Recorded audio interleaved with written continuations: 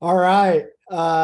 Mariah, this is my first time recording in like 6 weeks, so I might be a little rusty, Is but it really? Okay. I guess we haven't, been on a call for a minute. it's been a minute, but super excited for this episode. It has been a long time in the works.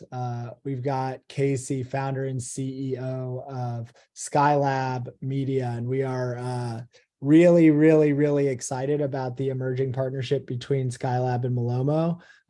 But for today, really excited to have Casey on. Like I said, I think I've rescheduled twice. Casey's rescheduled twice, so it's been a long time coming and pumped to finally be here, Casey. Thanks so much for joining. Thank you, and thank you for having me. And may the force be with you. Oh yes, you had to give it to us. Yeah, I haven't heard that today, so Casey, are you a big Star Wars fan or just because it's May 4th? It's just May 4th. I actually never watched Star Wars in my life. So, Okay. I only watched it for the first time, like all of it, all the way through, probably a couple of years ago. So I feel like kind of on that train. right. Yeah, I feel like it's a shock every time I say that. Everyone's like, what? You never seen it? And I don't know. I just never have. So, sorry for all the fans out there. Now it's too long of a running joke. I'm sure that you're like, I have to keep it running, you know? That's like a good fun fact. Yep, for sure. Before we get into it, Mariah and I actually hung out with a couple of your, I guess they'd be your Mm-hmm. employees, your teammates, at Shop Talk. We missed you, Casey, but Dan and Rob hopefully had good things to say because we had a Mm. blast. Yeah, I heard all the good news. I definitely had FOMO, and I know my team, Dan and Rob, are great. Not only with Skylab, but all of our partners, and I'm glad that they had a good time. And I personally, so with my staff, I really do like to treat them a step above. I don't know if you guys heard of JSX, but it's kind of one of those like private jets that you can technically take from Burbank to Vegas. So I Mm. wanted to treat them extra special, and I flew them out there, and they had nothing but a blast as well. So. How do we Amazing. get on that list? That's amazing. I haven't heard of that. Yeah, it's actually not that bad of a price. I will be honest. So it's the price itself usually is kind of like flying from LA to New York, typically around 400, 500. But I mean, you got to treat your employees good. So I wanted them to get that extra special treatment. So Do you think if we become like one of your best partners, you might also who knows? I might. Who knows? Maybe there's like a raffle in the next event that we have together. Uh, yeah, man, we had a blast in Vegas. They're great guys, and they were hustling for sure. So you got some good ones. Mhm. Uh, all right, before we get into the shop talk, tell us one or two things that you're excited about in your personal life. Well, I'm really excited. Right now, I've been training for a half marathon. Ooh, Um, I actually grew up playing sports my entire life, so it's definitely still within me. And I definitely wanted to get in the best shape of my life. So, not that I'm already not, but you know what I mean. I'm always, I'm always training, and so that's something I'm looking forward to. And I'm just looking forward to getting back to the LA weather. It has yeah, been a nightmare in the winter. It keeps going and going and going, but apparently it's going to be back in the 80s and 90s next week. So I'm really looking forward to that. Just those two things top of mind. What about you guys? you're not going to get a whole lot of sympathy from Mariah and I because we live in Indianapolis, so we've had I know that it's been unseasonably wintry in LA and I think all of California, all of the West Coast, but yeah, for us it's always brutal. And it hasn't been super cold this winter, but it's just been gray for so long. So we are Mm-hmm. Mhm. very excited for the sunny days ahead. I think we're on the same schedule. Like next week should officially welcome like the summer weather for the foreseeable future. So Yeah, yeah, and I definitely understand those winters down in Indy. I'm actually from Illinois. I think yeah, some of you guys know that, but I definitely can Oh. understand the harsh winters. but always a Hoosier fan as well myself. Okay. Appreciate that. Love that. Yeah, Mariah went to Notre Dame, so she's Oh, up there by sick. Chicago. Yeah. Yes, yeah, it was really, really bad winters. um, just with the lake effect and how chilly it got. I'm from New Jersey originally, and so winters are pretty similar, Indianapolis and New Jersey, I'd say, but hadn't ever seen winters like South Bend. Very Yeah. similar, I've been told, to winters in Chicago. I visited for like Oh my God. weekends, but It's yeah. insane. Yeah, like Oh, grew up I grew up in Illinois. I went to school in Chicago from undergrad, and I'll never forget how unprepared I was.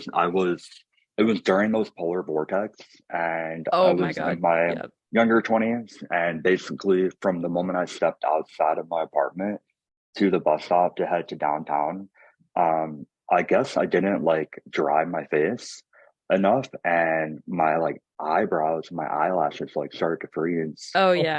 from 30 seconds of being outside. It's brutal. oh my gosh.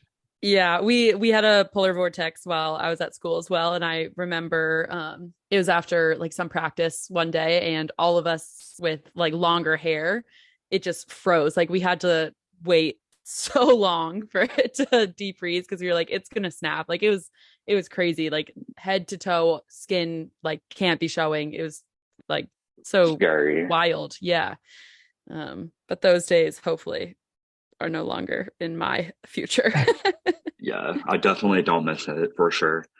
We also have a couple marathon notes. So you're running half marathon. Is it your first time? No, so I've done team marathons before. I've done half marathons. I've done half marathons just on my own. Yeah. One thing Yeah. that I really love doing is just running on PCH in Malibu. Yeah. And I'll just, because there's nobody around. So those are like my favorite types of like running exercises. But the last half marathon I did was in Chicago years ago. But that was a long time ago. I can't remember. So Yeah, it's different. So one, there's the Indy mini marathon is here, which is like a big event where people actually come to the city, from out of town to run because you run around the Motor Speedway where the Indy 500 is, and that's really cool. And I think Mariah's rooting some friends on this weekend. Is that right? Correct. Yep. I'll be on a bike. I don't feel like running. Um, but I did a half marathon a couple months ago in Fort Lauderdale, and I did zero training. I had ooh, similar to you. I had run like up to 15 miles, but not in like a race setting before. And so I ran a casual 10 miles, which was my first run of 2023, the weekend before. And I was like, okay, okay, like no problem. I can run this 13.1. And I finished in like decent time, I thought, but my legs were so messed up for so long after that, like a full week of legit pain in my legs. And dang. I will not do, I will run another half marathon and I'd love to run a marathon. But I will be training next time. That's the lesson learned there. The real question though that I have is, did you stop at any point during your I did. run? Yeah, I stopped for gel packets like two or three times, and I stopped for to tie my shoe once or twice. Oh, you gotta just keep going. You gotta Like, just keep running and take your shoes off, you know? Forget them. We'll leave them behind. I'm not not qualifying for any Olympics, so I think I think I'll pass on that. But yeah, it was I did it's not like I stopped to walk, but I did stop like for a few seconds here or there. Okay, okay. Yeah, But yeah, good luck, man. That's it's fun, right? Like I really enjoy the I've done a couple other races, never a half marathon before like that, but they're yeah, fun when it's like in that community setting. yeah. I absolutely love sports, running. I mean, I grew up doing that and I'm very competitive. I mean, I take that in my personal life Yeah, and, with our company too. I'm right. extremely competitive. And just a fun fact, not to brag or anything, but my fastest mile is a 3:59. So Oh Oh my my God. God. What? Brag away. You deserve yeah. it with that. Oh my God. That That's is, impressive. Oh. yeah, we had, I think for like high school basketball, you had to be able to run under a 6 minute mile. And I, every time was just like so unbelievably close to not, not doing that. So I can't imagine cutting 2 minutes off of that. Oh my Yeah, goodness. it's I don't know. I don't know. Like it kind of helps, I think, just because um growing up like year round, I did swim, like I did club. So it's Yeah. like a year round thing. I just think I built up the lungs to be able to run that long. I don't know. It's just I feel like half of it's genetics, to be honest. So Yeah. Yeah, probably. And then there's like also the competitive aspect that's like, I don't care if I, lose a leg. I'm gonna run this mile in under 4 minutes. mhm. Very cool, man. Okay, so let's get into Skylab a bit. We have to ask, the founders that we have on the founding story, but would also love to learn a little bit more about like what led up to, you founding the agency.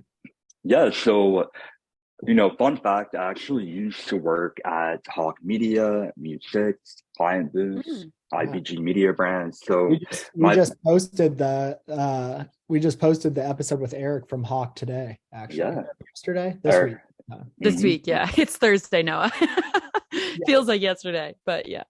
On Monday yeah. we posted it. Yeah. Eric and Tony are great guys, and I think during that time it was around 2016.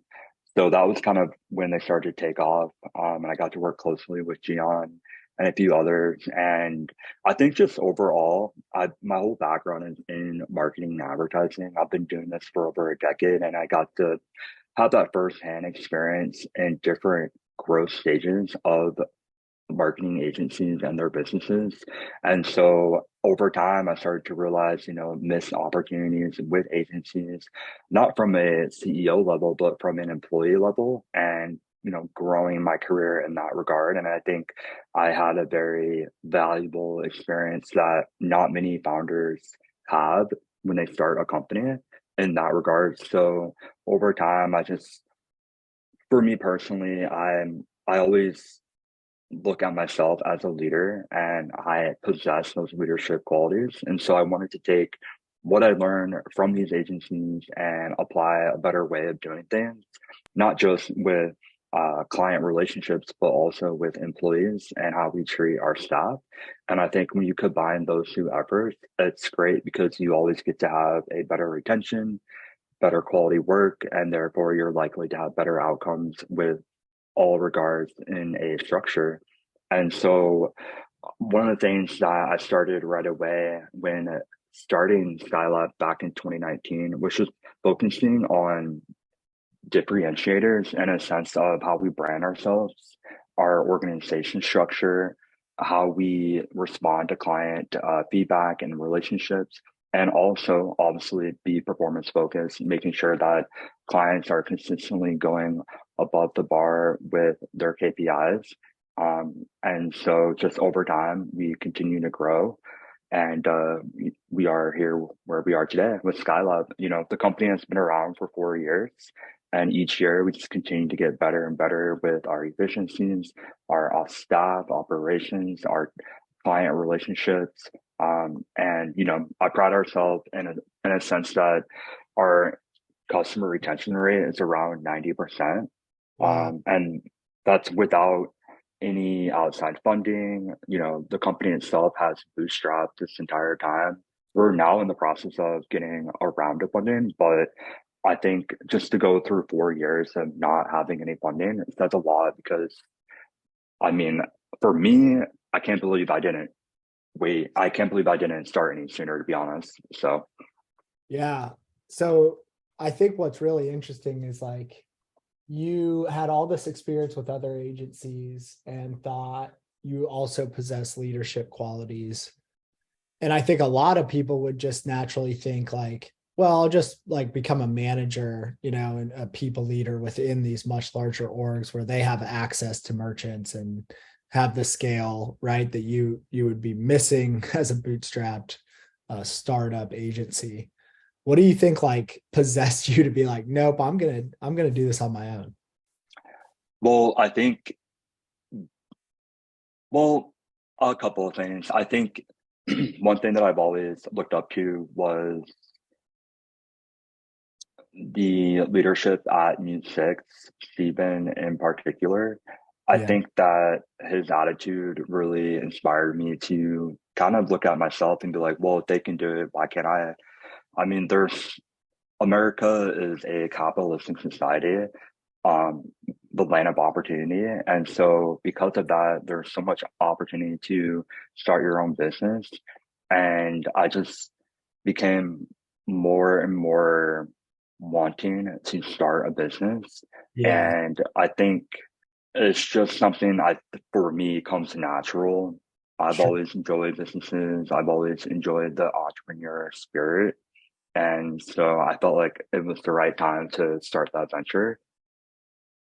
Yeah, that's awesome, man. I think that we're kind of similar in that same vein. Like I think about, well, especially in e-commerce, like I don't know about you, Mariah, but it's like you see these different brands, especially the ones that are like kind of silly, like with one little product offering and they have Hmm. 500,000 monthly visitors. And it's like, what? Like, why am I not doing something about this right now? Yeah, it can be very tempting. I feel like I wouldn't consider myself entrepreneurial in spirit, but like more on the creative side. Um but yeah, I do see that a lot in e-commerce where it kind of feels like there's a pull that might, you Yeah. know, influence wanting to own a business. Yeah, such Yeah. fun space. Mhm. Yeah, and bootstrapping for first 4 years also like I imagine kind of risky and scary. How many employees are you guys at now? So we're keeping it pretty small. I mean, overall, the staff, we have 6 full-time employees, but we have around 11 contractors. And then we have an outsourced agency for our creative and for our web development as well. So I think, you know, I will be honest, a lot of companies, they kind of flex on how many employees they have. But if you're smart with your overhead costs, I think it's more important that you have the right players in space that are full time. But that's definitely something that we're forecasting the next couple of years to grow the company in terms of our headcount. But that's where we're at the moment. Yeah, man, that's you guys have done so much with the lean and mean team. And I also like not to discount the partners and the contractors and other agencies that you work with, because I think that making sure that all of those different pieces fit cohesively, is a big part of your success as well, that probably can be overlooked by others. Um, but from my perspective, Casey, you guys have blown up over the last, I don't know, 8 months or so. I'm seeing Skylab everywhere. And I'm curious, Love that. have you done anything differently? Because I know that like our interactions have also picked up while I'm seeing more and more of Skylab just organically in the space. So curious, like what your thoughts are there. Anything that you guys are doing differently or new approaches you're trying? Yeah, so that kind of segues into our approach with partnerships. I Yeah. think, when we look at marketing, advertising, and how we approach Skylab, I think there's several ways that you can go about it. You can do organic content, paid advertising. You can align yourself with strategic partnerships. And I think that's where we found our niche. Myself and my team, we're pretty people oriented. We love working with others, and a lot of our partners are in the LA area to begin with. And so Dan, who's our head of partnerships and sales, he came up with a brilliant idea of developing exclusive implementation packages with our partners. And so his whole background is from Ragnarok, and Okay. that's their whole business model as well. And so we wanted to take that similar approach but make it our own, and by aligning ourselves with other partnerships that are in the DTC space that are all Shopify oriented, it makes sense to work together. And so we developed some very unique product offerings around that business model. And I think it's definitely coming into fruition, all the hard work that we're putting into that program. And we just honestly we put our head down and we really focused on, okay, what's going to drive the needle? What's going to make, how are we going to take it a step further? How is Skylab going to kind of penetrate into the market? As you know, it's not a blue sea anymore, definitely red. And in that regard, we have to stand out in some ways. And if there's a company out there that doesn't know who Skylab is, but we align ourselves with a very familiar partner like Maloma or Akendo or Attentive or Rebuy or whatever it may be, people Right. are going to look at that as validation, social proof. And so, I mean, I can say it all day long, you know, I worked at Hawk Media, I did this, I did that, but what has the company done? What have we done to prove ourselves in this space? And because of that, it's definitely starting to turn around in a sense of, okay, like client relationships definitely are starting to pick up on that fact. So I'm pretty proud of our team. Yeah. I'm super biased, but I love that approach because it's basically that approach that's the reason that I have a job as a leader of partnerships. Yeah, it's interesting. I heard this quote earlier this week, I think, maybe late last week. I don't know what day it is, but it was actually on like a partnership podcast, and they talked about how like in this day and age, it's so much less about what you know, and it's more about who you know, in the sense of like in the old days, people went and looked for information online, like, oh, I want a reviews platform. Let me go type that in on Google. Like, how many brands do you think are actually going to Google right now and typing in return or like what I say, reviews platform? They're going to their networks and saying, we need a reviews platform. Who do you guys recommend? They're going to the people that they trust that have like been there before, like been to the place that they want to be at or where they want to grow to before, and asking them what they use. And I think that Yeah. the mindset around like realizing that and then developing strategies to support that that's just the reality of the day and age that we live is pretty much like critical, Mhm. especially in our space. It's so community driven. 1000%. And I think I can take it a step further and say that, you know, when you're buying a product and you have a friend that has purchased it as well, from a tangible standpoint, you're going to ask questions about, oh, like, where did you get that product? Where is it from? Do you like it, et cetera? And that's the same thing when it comes to agency and partner relationships, because your network is your net worth, and it's super important to align yourself with the right partners that are going to give you credibility and a solid reputation. And I think we've been able to accomplish that over the last 6 to 8 months. In addition to, I think kind of the aha moment for me was, okay, what's something that is missing in the gap between partnerships and agencies? And I think far too often, a lot of agencies, with respect, tend to look at partners as a lead gen driver in terms of what can you do for me and how can I be of service to you, when really it's how can we work together to be the best of both worlds. And I think if you come in at a genuine approach, you're more likely to get a favorable response compared to just, in a way, kind of being greedy. I think every agency, every partner will have its moment in time. There's enough to go around. And if you just stay focused and really make sure that you spend time and you bring value just by even being yourself, that does go a long way. And people do take notice of that. So I definitely agree. I mean, for example, one thing that I really love doing is, you know, our offices are located in West Hollywood, California. We're right across from Soho. And one of my favorite spots is called The Addition. I know you guys have heard Yeah. of it. Yeah.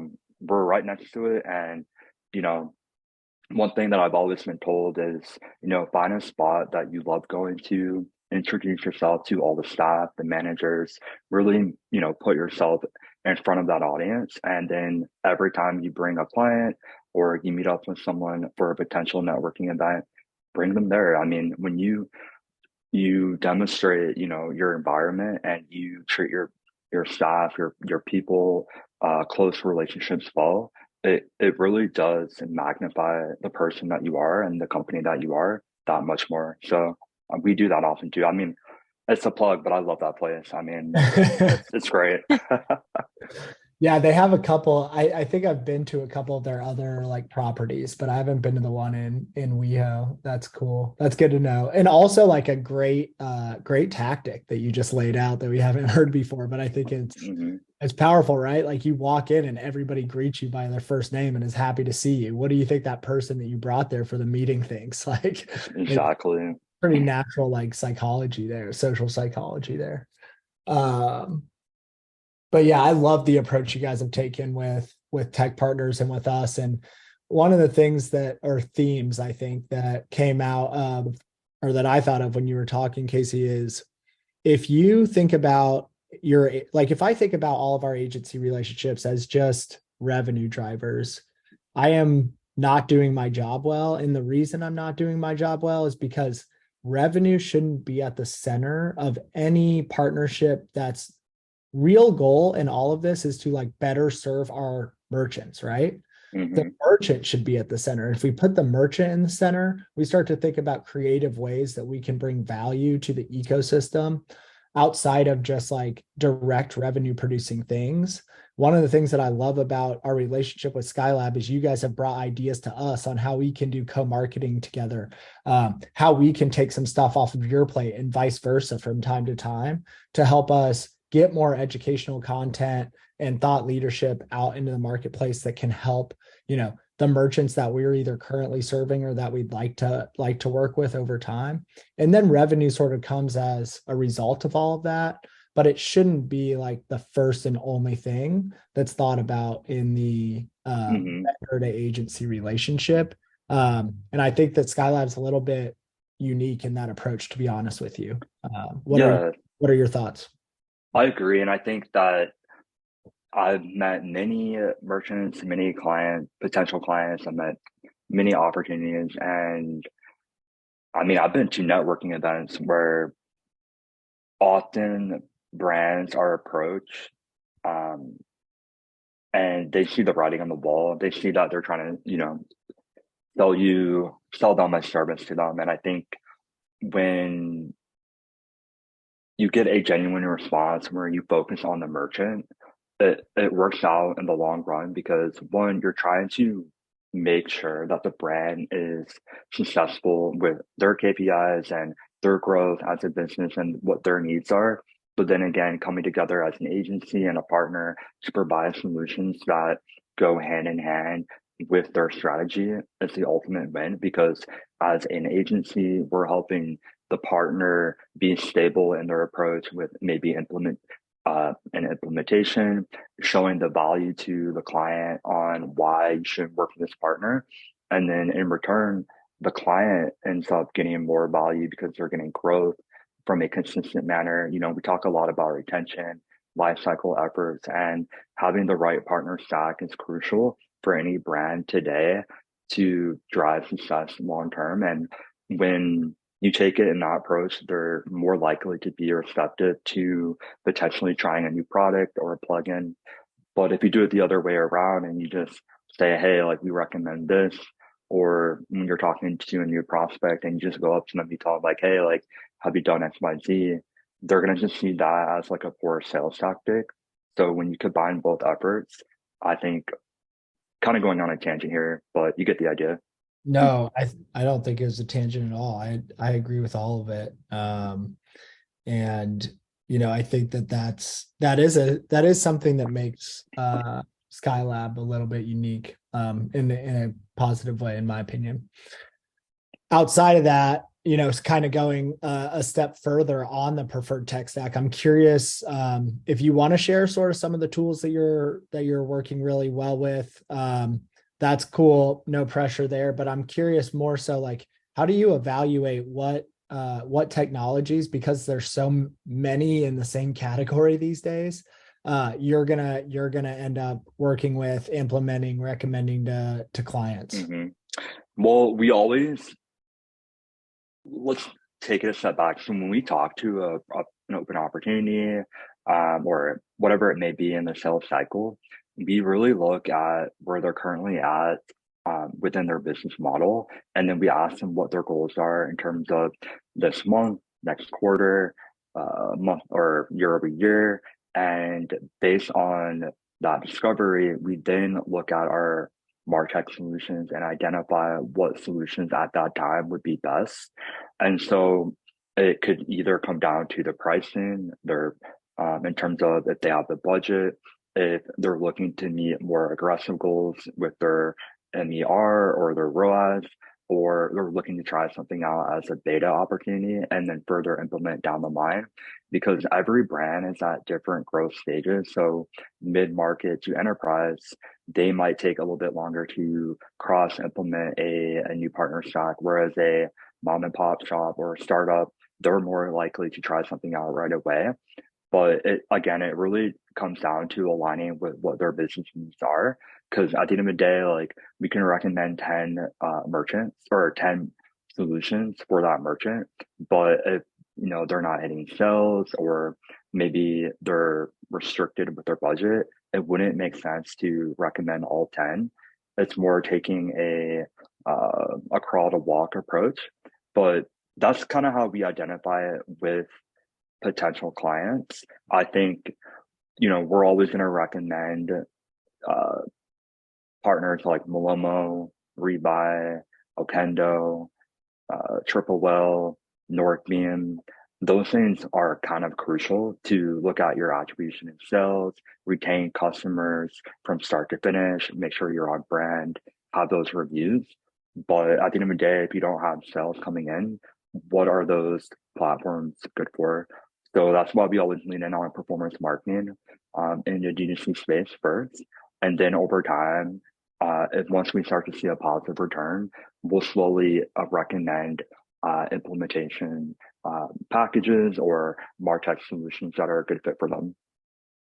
Got it. Yeah, I think that's an awesome way to think about it. Kind of, again, putting the customer at the center, right? Based on their needs and where they want to go.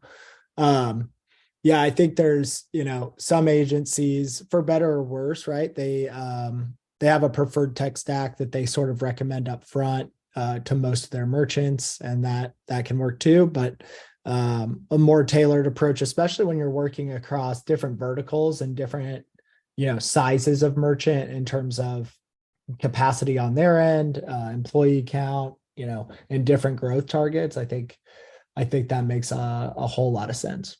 Yeah, and just keep in mind, Skylab itself is a full service ad agency. So it's not just one service. We don't just focus on a niche of like performance marketing. Like, we do it all because we recognize, and the data shows that customers at any size, they don't want to silo all their work. They don't want to have a different agency for every single service. If you're able to get a one-stop solution for any brand, it's better for them, because you're going to have a core pod. You're going to have everybody in the same room working on the same problem at hand or solution at hand. And so it makes sense to offer more than one service at any time, should the budget fit the need of that brand. That's how we always approach it. And I think also too, it's just, really figuring out what they value, the customer, the brand itself, like, what do they value in a relationship, whether it's from an agency or a partner, and how it's going to best fit their needs. Honestly, like, personally, if I were starting out brand new agency and I'm trying to get the most revenue possible, of course, I think a lot of people make the mistake of saying, hey, we recommend 10, 20 partners, because they get a rep share. But does that really make sense? You got to really step back and ask yourself, like, are you doing any service to your customers? You always got to think about the customer first before honestly think about yourself at the end of the day. Yeah, I'm sensing a common theme here. That's awesome. So that's great, and great perspective. I am really want to get into like one or two projects that you've worked on recently, Casey, to sort of illustrate what you just talked about. Like, how does that approach a full service and the approach that you take with tech partners translate to a recent project that you've worked on? Yeah, so I would say our partnership with Bella Doll, which is a premium apparel brand out in Los Angeles. We love working with them. It was 2 years in the making. We've been working with them for quite some time now. And when we first started working out with that brand, they were at a point in time where they're starting to see rising CPAs. The attribution model has changed, and maybe some of the way of doing their performance marketing has been the same month over month, year over year. So they had brought in a new e-commerce manager who really wanted to switch things up in a sense of, okay, how can we drive the needle? How can we make sure that we get more sales, but lower that CPA? So over time, we've been working with them very closely on that. And I'm very proud to say that our performance marketing team on Page Social and Page Search has been able to do that, but also add on to, okay, what are some partner stacks that we would recommend? And so we've been able to slowly integrate partners like Okendo or Yapo or Triple Well, for example, all of these partners that are going to be of benefit to them and their customers and stuff. And so we've actually been working really hard on lowering their CPAs on meta platforms. Believe it or not, we've been very successful in that. And it just comes down to the framework and the structure of how we set up their entire campaigns. Now we're starting to expand on other platforms like Pinterest and a few others that I don't want to reveal yet. But our partnership with them is awesome. I love everybody that works there. Our team does too. And, they treat us well just as much as we treat them well too. That's awesome. Do you feel like you've figured anything out in Meta or Facebook that's like scalable? Just in terms of, I know Yes. there's one going on and it's not really my wheelhouse, the acquisition side, but I am interested in it. So like, is there anything that you sort of had a revelation on that you think you could scale to other clients? In some ways, like you think it would be a lot more complicated than it is. Sometimes you're just staring right in front of your face. One thing that I've always seen work for any apparel brand, even when I was a media buyer back in the day, were running product feed campaigns specifically for those that are on apparel, just taking their product feed, constantly updating it based on collection or product SKU or seasonality, whatever it may be, and just running GABA campaigns on that and making sure that the campaigns itself are broad and using certain placements. Because there are times where you pull in the product feed and maybe the images don't fit the requirements of Facebook, Instagram stories, whatever it may be. So it's just becoming, because everyone nowadays, they're always saying be broad as possible because of the Facebook pixel and iOS and whatnot, right? In a sense, that is true, but you can still be granular in all of your targeting. You can still have different data sets and target based on that product collection. You can still A/B test, ad copy messaging. You can still do a lot of things that are very intent based and still keep it broad and scale. Obviously, you want to wrap that up and remarket users based on whatever intent it may be and identifying that with the brand and what their needs are as well. That's kind of approach that we always take. And I think doing it incrementally as well and not just, pouring $100,000 in 1 week or 1 month. I think in my opinion, slow and steady wins the race. And that's with anything in life. And going back to running a half marathon, if you just jump out the gate and put all your energy at the very first week, you're going to fatigue. You're going to basically lose out. And it's important to look at brands, your business in terms of longevity. That's how we look at it. So Yeah, I think definitely another unique perspective there. And I think that's really helpful tactical advice as well. So we just talked a little bit about acquisition, which is a little outside of our comfort zone, Casey, but well within your wheelhouse. Let's shift over to retention. Given we're on Retention Chronicles, we always have to ask this question. what do you feel like retention just means to e-commerce brands? What's your view on it? And what do you feel is an area that brands regularly neglect when it comes to Hmm. retention? So personally, retention for me is keeping your customers for the life of your brand. So what I mean by that is focusing on your lifetime sales.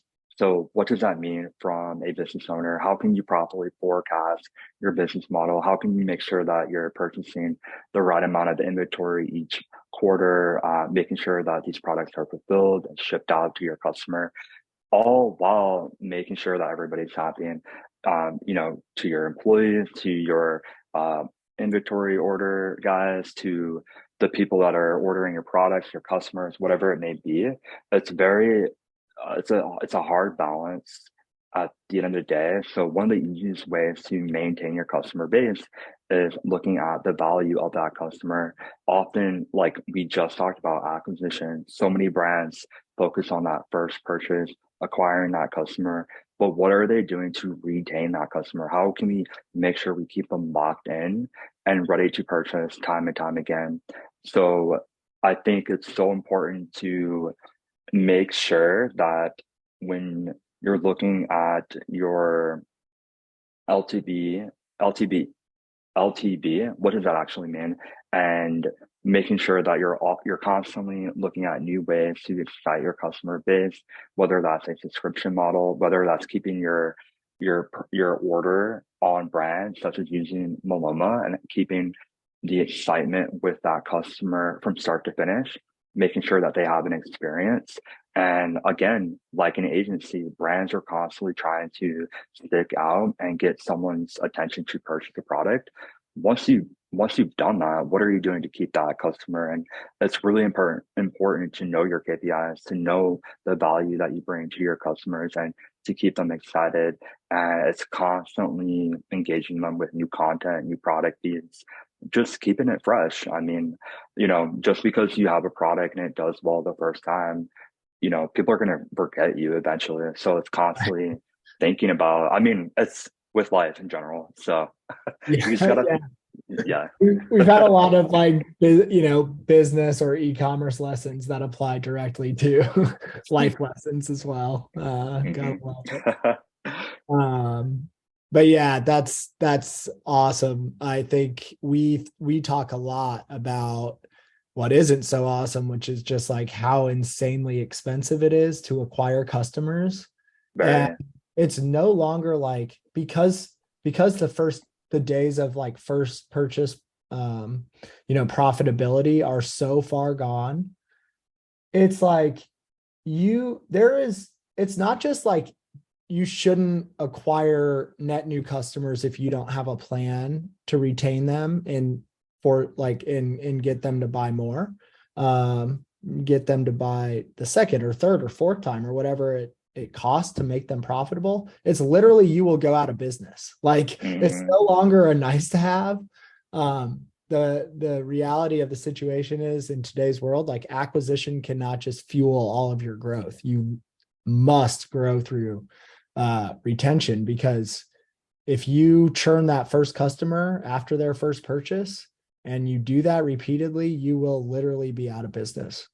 Yeah, and think about it this way. When you think like a consumer, think about it this way. You purchase a hat for the first time, and you love that hat, you love it so much that you want to buy more, but they only have one product. Naturally, you're going to look at the competition and see what they offer. Mhm. And then your competition not only has that same exact model or same hat that you have, but they have them in different colors, or they have different products that you can purchase to eventually become a repeating customer. And that's how you develop a loyal fan base, is by offering more than one product. And just yeah. So Yeah, absolutely. Great point. I think things like, subscription programs or paid membership programs or loyalty programs also feed into that a lot as well. mhm. That pretty much all of those being impossible without more than one product. But you get where I'm going. Like there's always ways to think about maximizing LTV and driving repeat purchases beyond just, more SKUs, right? That is correct. Yeah.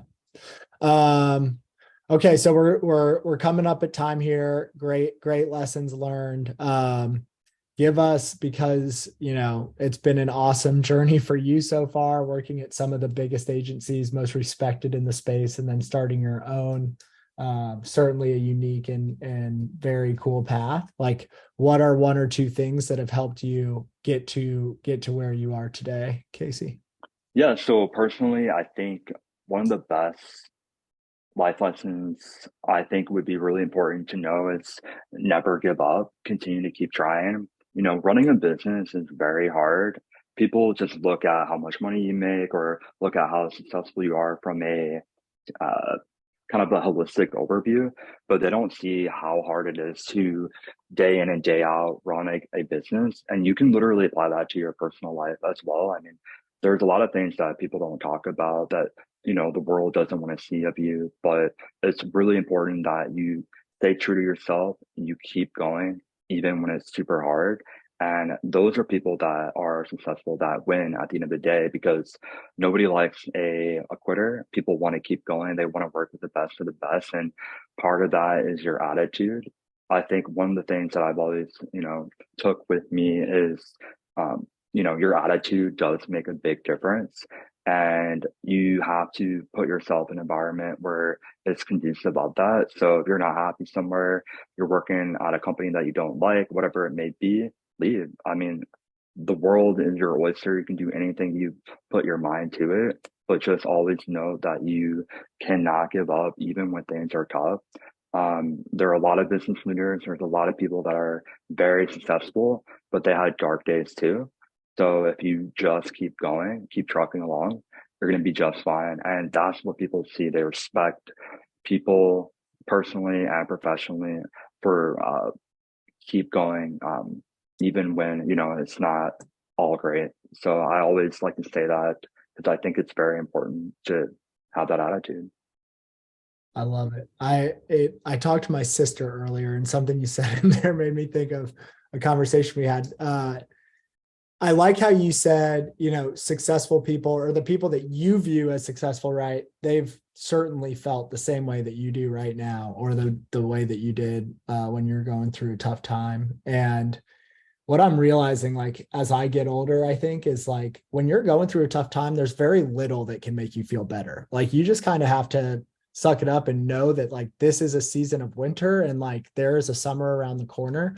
But one thing that does actually help me, at least, is knowing that, like, when that summer rolls around and you get out of that dark season, you'll be better off for, like, having gone through those hard times. Like, you wouldn't be to where you are today, Casey, without going through some of those trials and tribulations, Mm-hmm, mm-hmm, earlier. And you'll go through mm-hmm. more and you'll have more success as a result of getting through that. So, man, I love that lesson. Mariah, Thank would you you. add anything? No, I think this is wonderful. I agree. I don't think anything else I could add would benefit. I think you both expressed that very eloquently. Yeah, very cool to hear you say that. Like I said, after a conversation I had very similar with my sister earlier. So, Yeah. Casey, man, this was so awesome. Like I said, long time coming, but well worth the wait. Can't wait to get this out to the public. Probably around the time we've got some other cool content between us coming out. So Oh exciting yeah, that's right. for our Mm-hmm. partnership and exciting time for Skylab in general. So really appreciate you taking time, and we'll certainly be collaborating again very soon. Thank you, and thank you for having me. It's been a pleasure just catching up and talking about all things e-commerce related. And I hope you guys enjoy the rest of the day. And not only that, but the people out there listening, keep going, and we'll be talking soon. Awesome. Thank you. Thanks, Thanks, Mariah. Casey. Thank you. Bye.